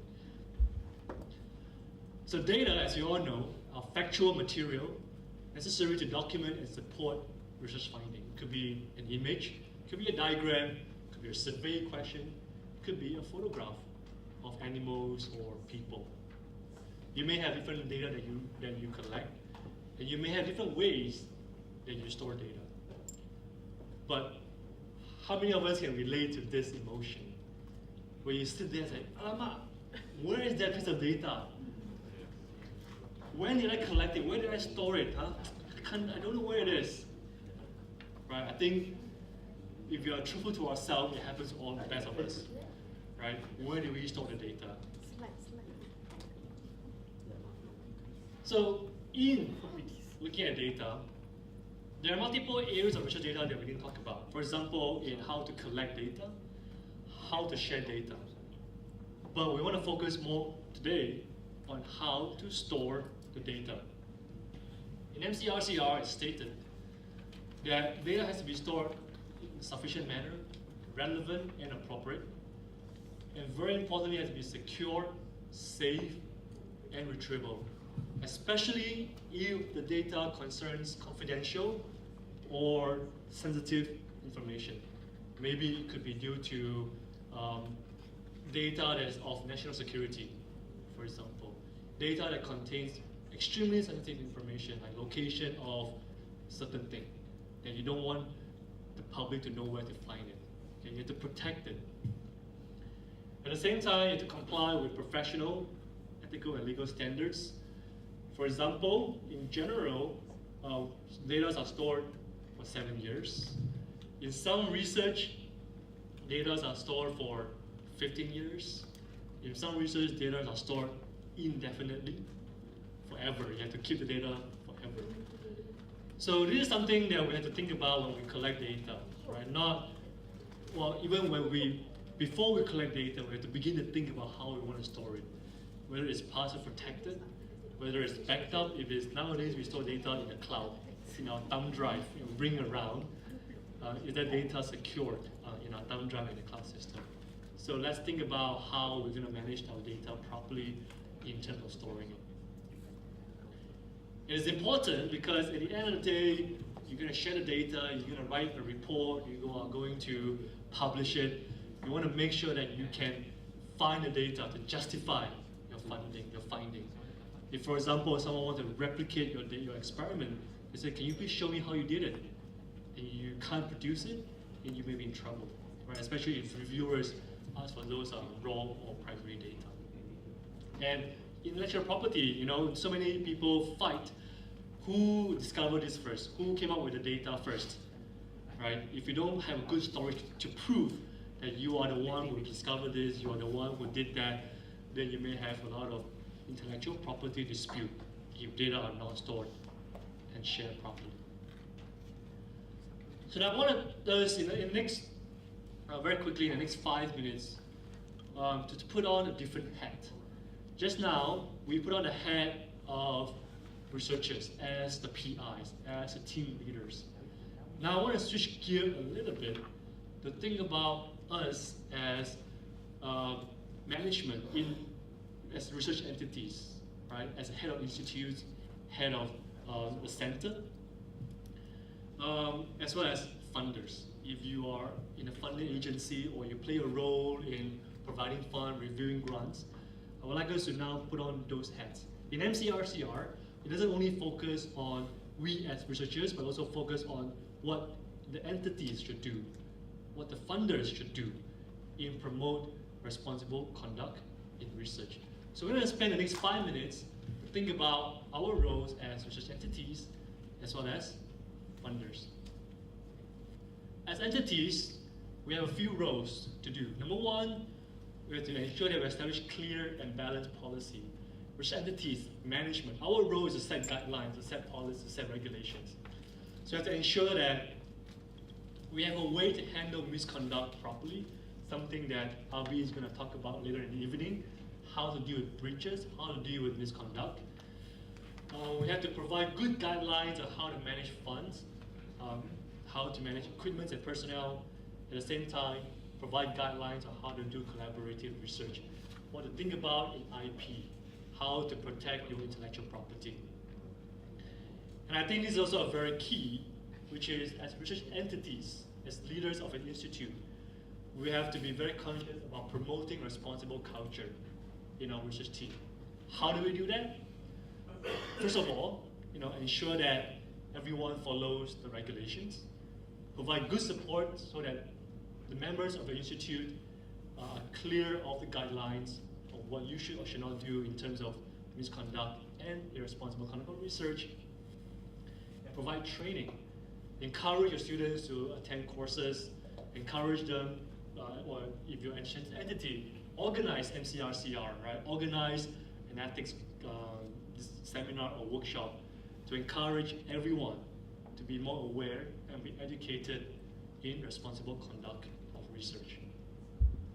Finally, in data management, we have to understand that data is co-owned between the PI and the research entities. Therefore, research institutes, we have to make sure that we have SOPs that can be handled and understood by the PIs. And to make sure that we provide some form of ways for PI to store the data in a secure and safe manner. Okay. And what about funders? We talk a lot about funding agencies, about money. For funders, now if you put on your funders hat, RMC also provide funding, right, to researchers in the universities. We have to make sure that we communicate all funding opportunities to all the researchers in your institute or to your stakeholders. And also, there's a lot of communication between funders and the researchers. So a good practice is the funders should respond very promptly to inquiries from the funders, from the applicants, as well as peer reviewers. And we have to be very fair and professional in reviewing the grants, something we'll talk about in the evening when we talk about peer review. And also disperse funds according to policies and procedures. And as funders, we also have a role in monitoring the research. As funders, we receive reports from the researchers. to ensure that they are keeping up with the milestone that they promised, to ensure that they are not they're performing, to ensure that they're using money wisely, to ensure that the reports are being submitted on time. As a funders, those are the things that you need to think about. And funder also has a role to play in dealing with research misconduct. Sometimes we may identify some research misconduct, and people may report it to the funding agency. It may come from individual researchers, it may come from the research entities. Therefore, funders have an obligation to respond to breaches of these policies, and then to work with the research universities to understand what the situation, how to deal with it, how to manage the issue. Okay?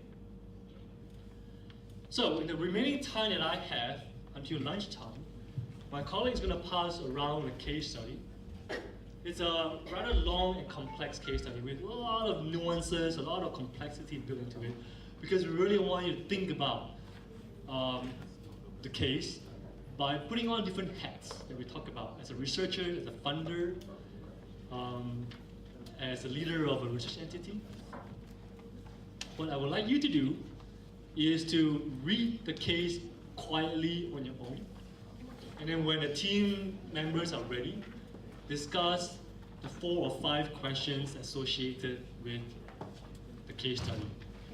So take your time, don't rush, don't need to rush this. Read the case, understand the case, and discuss the question with the team members. I'm going to give you about 20 minutes to do this.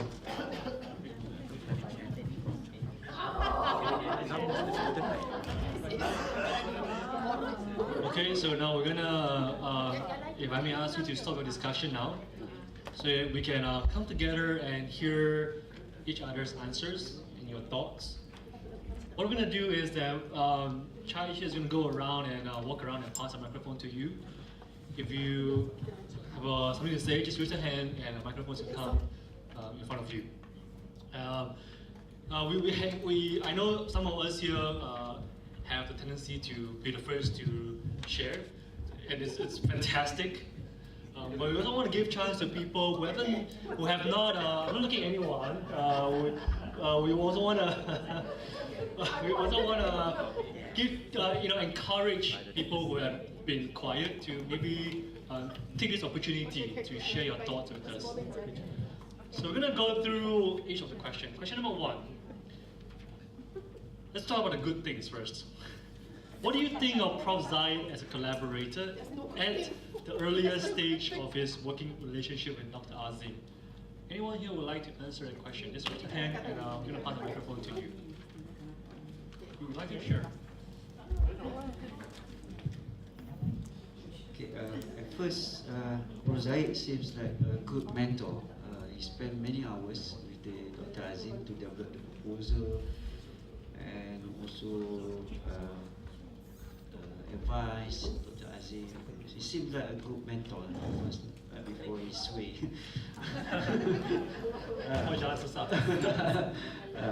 That's my first impression when I read the first paragraph. So after that, there are so many stories. So I hope I answer the first question. That's the first positive.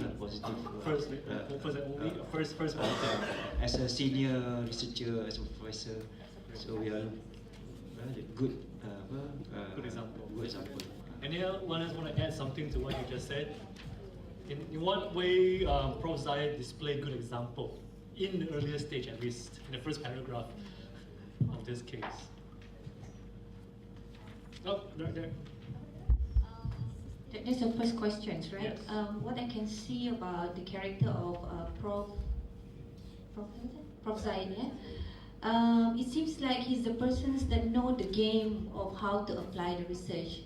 By inflating the figure of the proposals, introduce the someone's. Even though there is a misconduct of research here, but he's the one that well versed with the research game. Yeah, I can see that. Senior.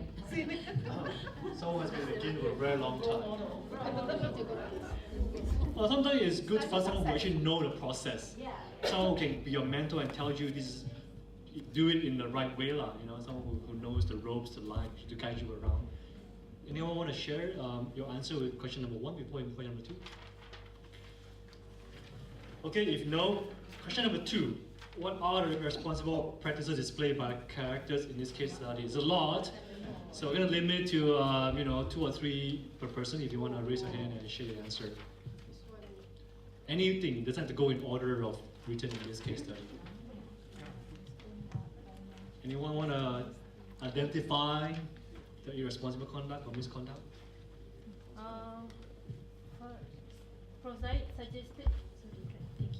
Prosite suggested inflating the grant budget to the budget ceiling. That is falsification. Okay. So he asked someone to inflated the grant money, right? Okay, but that's falsification, but that's not exactly falsification of data. Yeah, it's just inflation of. It's being irresponsible in inflation the figure. Okay. Anything else besides inflating? Lack of data management. Lack of data management. Where does that say that? Right. The last paragraph. The last paragraph. Okay. Zam. Okay. He couldn't find his data. Yeah, phone, laptop. Yeah. Okay. What about this way? Question 2, right? Yes. Responsible practice. I think in the first place, Dr. Azim's decision to sign the agreement and accept the budget, knowing that the budget has been severely cut, couldn't achieve the research objectives. He should have made a decision there as well. Okay, two more irresponsible or visual misconduct. Hello. Yeah, I just would like to add on where we have two COI, conflicts of interest, Sure. where of course the first one is on the financial, Sure. and it shows that he also have a self-interest when it is actually at the end purchased under his company. With the point of Professor Zai, Yeah. the money actually went to his company Yeah. to buy the equipment. Very good. One more. Someone from right there. Go. Using dummy quotation to buy equipment. Okay, dummy quotation to buy equipment. Actually, in fact, it's actually more like picture in one sense. Okay, at the same time, also using money that is supposed to be for consumables, but you kind of like mask it to look like an equipment. Yeah, absolutely. Yeah, so if you go to a kid, there's so many you can identify. This group said it's just going downhill. Starting from, you want more here? Sure, go ahead. One more. Last one. We have two actually. Okay. Yeah. One is using Prof. Chong's name in the proposals, and number two is Dr. Azim asked the student Zam to contribute a portion of his research salary. So it's not. It's absolutely, and he coerced. The way you say it, he coerced Zam to get money. Fantastic. Yeah. So numerous. We don't have time to talk about every single one, but yeah, there's so many of them. Okay. Number 3. What do you think are the factors that allow this to occur? What are the factors behind this conduct? Yeah. Sorry, me again. No, it's okay. I hope it's not unethical. I think the student probably, Zam, is not aware about his rights as a student. Yeah. Why is he not aware? Maybe he's not aware because he does not know that there's these rights that he should be aware of. So ignorance. I think to enhance awareness, I think he's not aware what it takes to become PI. So there must be some form of training or workshop or something like that, what it takes to become a PI for all the younger researchers doing it for the first time. Like awareness, ignorant. Yeah. I believe there is no written agreement signed between all the team members, so there must be clear clarification on what are the do's and the don'ts. Last one, this group. Someone?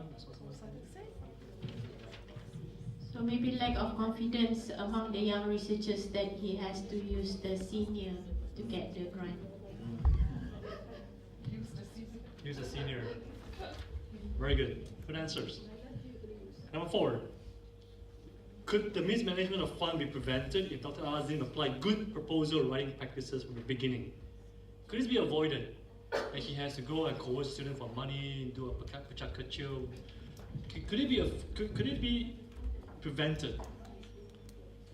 I think the answer is clear. Yes. Why?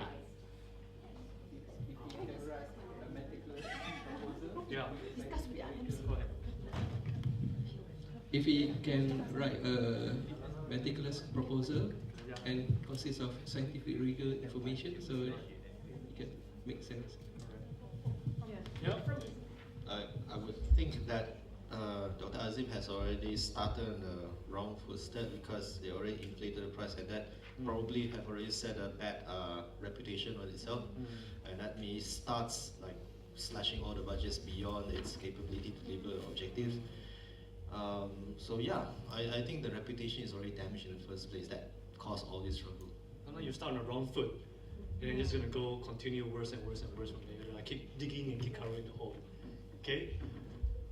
Alright, what about Prof. Zaid? If you are Prof. Zaid, you're the mentor, the wise one, what would you have done differently?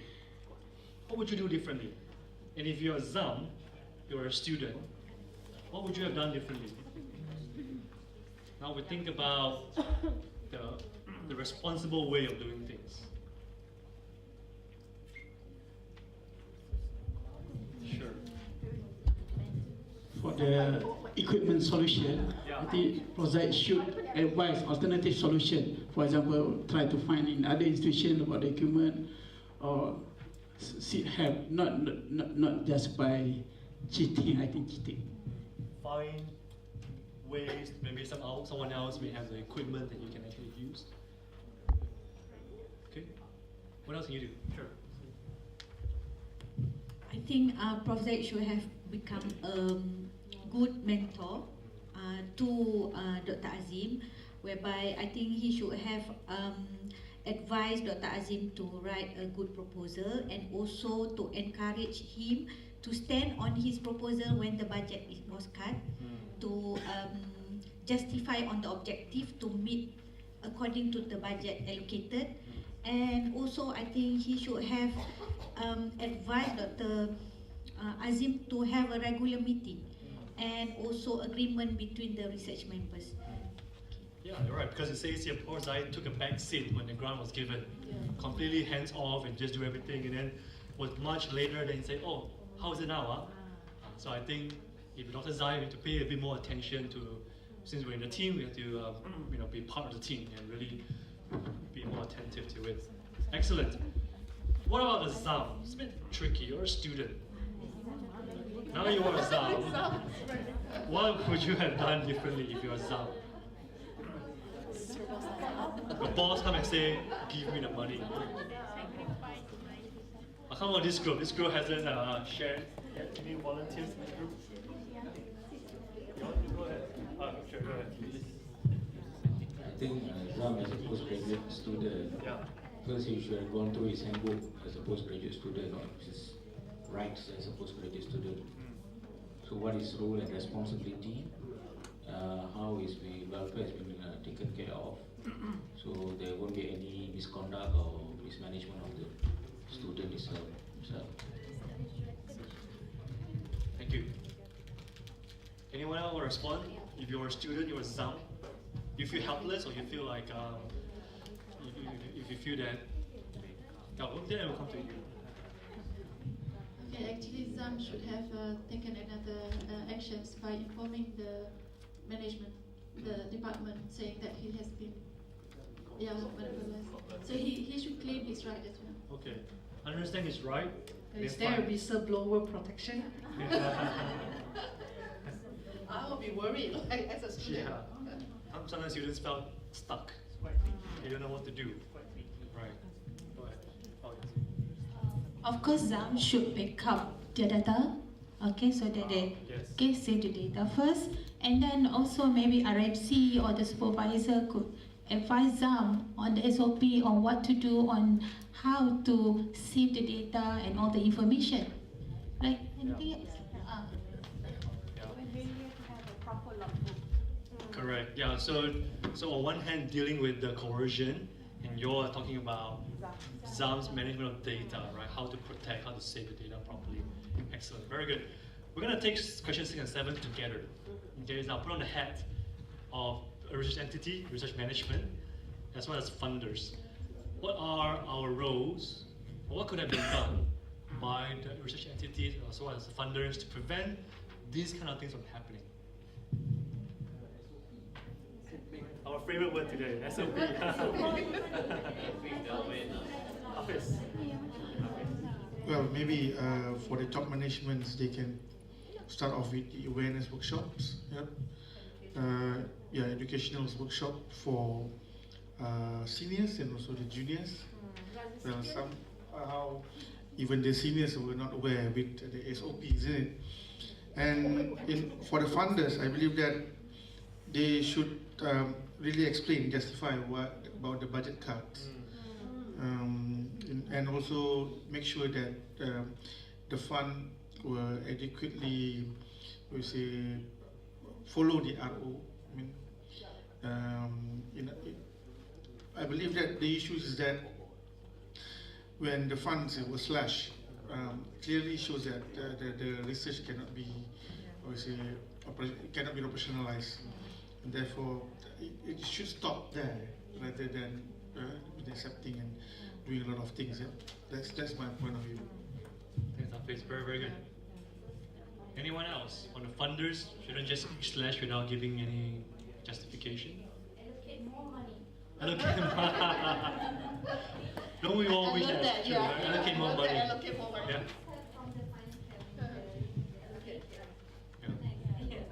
I think allocate more money, and of course what my colleague said just now, they should be informed if they want to slash this, because normally when they award the grant to the individual, to the researcher, the objective remains there, but the the total grant has been cut off very bad.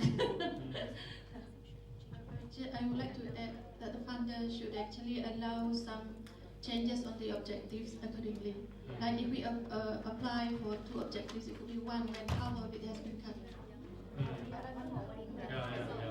They also have to inform clearly how many % that they have to slash from the original application. So this is very important. So meaning that it will help the researcher to estimate and probably to project that how much from the initials they they apply. Yeah, absolutely. So another point I want to make is that something that is going to be discussed later in the evening for cases like Azim and also for ZAM is that for universities to have a way where people in those positions can actually report to, and it can be properly investigated and managed. So again, we're going to go back to that in the evening, how a university like UITM can establish such a system to safeguard the research ecosystem. And this includes whistleblower policy, protection policy, Absolutely. Not blowing whistle, but whistleblower. Okay, so this is my last slide. We have come to the conclusion of this morning session. By now, you should be able to describe the roles and responsibility of researchers. How do we manage our team, write our proposal? How do we collaborate well? How do we manage our research data, especially in data storage and resources? And finally, we also put on our thinking hats as research entities, as well as funders. How can we ensure that research is being safeguarded in our institution and our country?